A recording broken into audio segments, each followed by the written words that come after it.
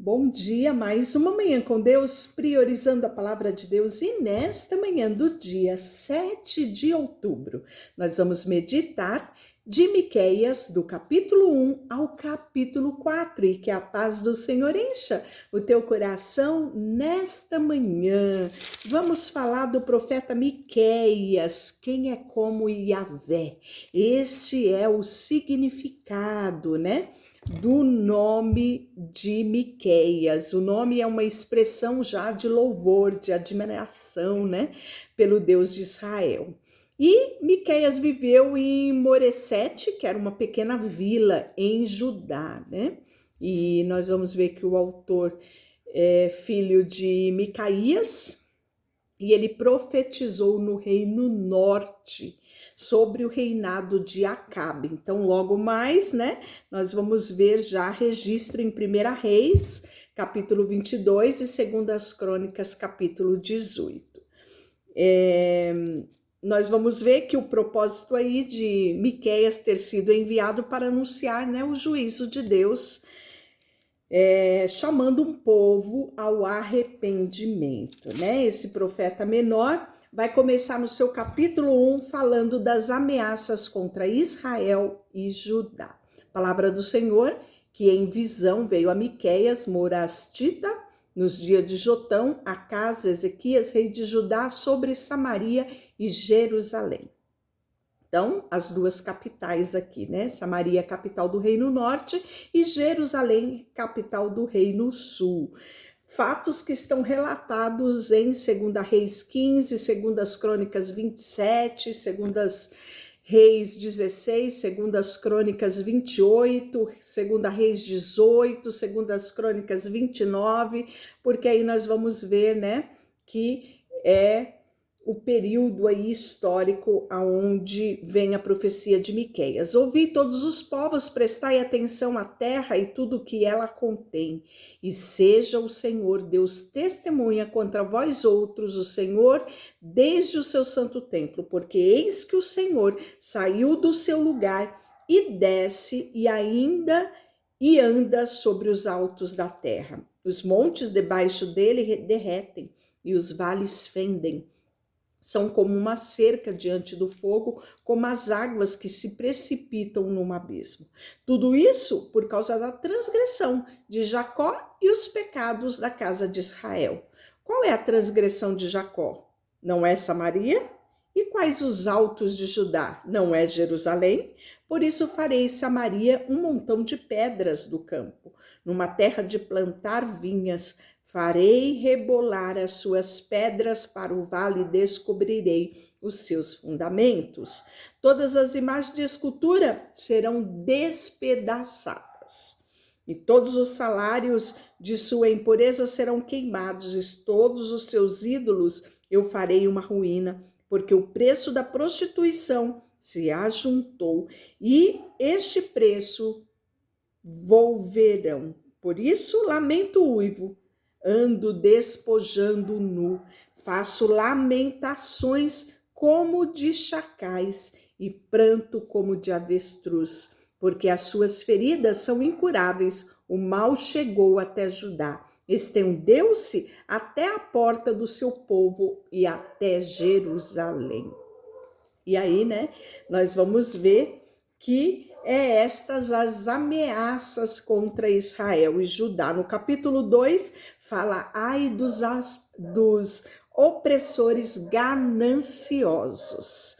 Ai daqueles que no seu leito imagina a iniquidade e maquinam o mal. A luz da alva pratica, porque o poder está em suas mãos. Se cobiçam campos, os arrebatam. Se casas as tomam, assim fazem violência a um homem a sua casa e às pessoas a sua herança. Portanto, assim diz o Senhor, eis que projeto mal contra esta família, do qual não tirareis a vossa cerviz, e não andareis altivamente, porque o tempo será mau. Naquele dia se criará contra vós outros um provérbio, e se levantará pranto lastimoso, e se dirá, estamos inteiramente desolados. A porção do meu povo, Deus a troca, como me despoja. Reparte os nossos campos com rebeldes. Portanto, não terás na congregação do Senhor quem, pela sorte, lançando o cordel, meça possessões. E aí tem ainda uma parte, né, do capítulo 2 que vai falar sobre os falsos profetas. É isso mesmo, nós vamos ver que, né, foi sempre pontuado em meio àquele aviso de destruição, de julgamento de Deus, né, trazido pelo profeta Jeremias, pelo profeta Isaías, pelo profeta Ezequiel e agora pelos profetas menores, sempre se levantavam falsos profetas querendo trazer esperança, dizendo não, Deus não trará destruição, Deus não destruirá o seu santo templo, Deus não destruirá Jerusalém. Então sempre nós vimos nos profetas anteriores e não é diferente aqui na profecia de Miqueias, né? E aí ele fala assim, não bajuleis, dizem eles, não bajuleis tais coisas, porque a desgraça não cairá sobre nós. Tais coisas anunciadas não alcançarão a casa de Jacó. Está irritado o Espírito do Senhor? São estas as suas obras? Sim, minhas palavras fazem bem o que andam retamente. Mas há pouco se levantou o meu povo como inimigo. Além da roupa, roubais a capa daqueles que passam seguros, sem pensar em guerra. Lançai fora mulheres de meu povo, do seu lar querido, dos filhinhos dela tirais a minha glória para sempre. Levantai-vos-ei, ide-vos embora, porque não há lugar aqui de descanso. Ide-vos por causa da imundícia que destrói, sim, que destrói dolorosamente. Se houver alguém que, seguindo o vento da falsidade, mentindo, diga, eu te profetizei do vinho e da bebida forte, será este tal profeta deste povo. E aí, nós vamos ver que o Senhor sempre tem a mensagem de esperança. E no final do capítulo 2 ele fala que ele vai congregar o restante de Israel. Deus permite situações, mas Deus não desampara o seu povo, né? Certamente te ajuntarei todo, ó Jacó. Certamente congregarei o restante de Israel e polueis todos junto como ovelhas no aprisco, como rebanho em meio ao pasto, farão grande ruído por causa da multidão dos homens. Subirá diante deles o que abre caminho, eles romperão, entrarão pelas suas portas e sairão por elas. O seu rei irá diante deles, sim, o Senhor irá na sua frente. E aí, por fim, nós vamos ver no capítulo 3 ameaça contra chefes, sacerdotes e falsos profetas, não é? Deus também traz nos outros profetas cobrança sobre essa classe, a classe dos líderes, né? Dos chefes, dos sacerdotes e dos falsos profetas. Dizia eu, ouvi agora a vós, cabeça de Jacó, vós chefes da casa de Israel, não é vós outros que pertencem saber o juízo? Os que aborreceis bem e amais o mal, e deles arrancai a pele e a carne por cima dos ossos, que comeis a carne do meu povo e lhe arrancais a pele e lhe esmiuçais os ossos e o repartis como para a panela a carne por meio de um caldeirão? Então chamarão ao Senhor, mas não os ouvirá.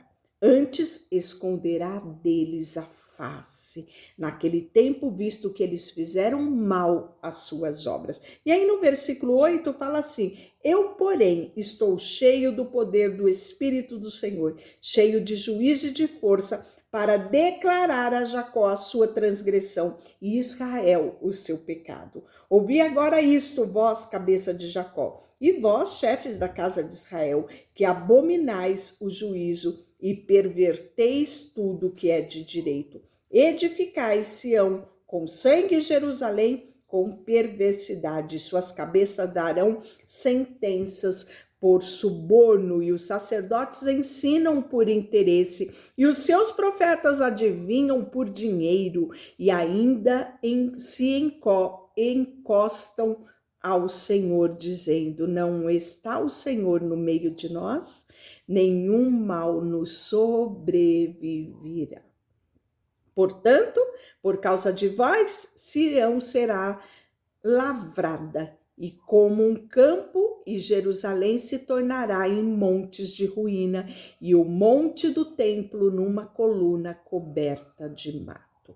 E aí nós vamos ver que o capítulo 4 é o anúncio do chamamento dos gentios. E aí ele fala bem assim: mas nos últimos dias acontecerá que o monte da casa do Senhor será estabelecido de cima dos montes e elevará sobre os outeiros, e para eles afluirão os povos. Irão muitas nações e dirão: vinde, subamos ao monte do Senhor, a casa de Deus de Jacó, para que nos ensine os seus caminhos e andemos pelas suas veredas, porque de Sião procederá a lei e a palavra do Senhor de Jerusalém.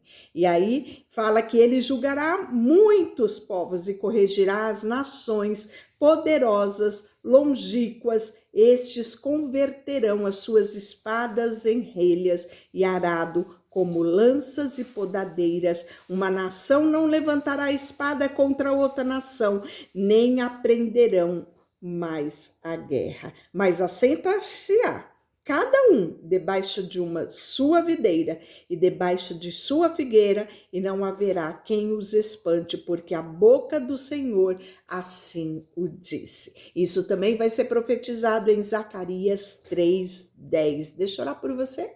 Senhor, nesta manhã colocamos diante de Ti o nosso coração, a nossa vida, tudo que temos e tudo que somos, em nome de Jesus. Amém. Deus te abençoe.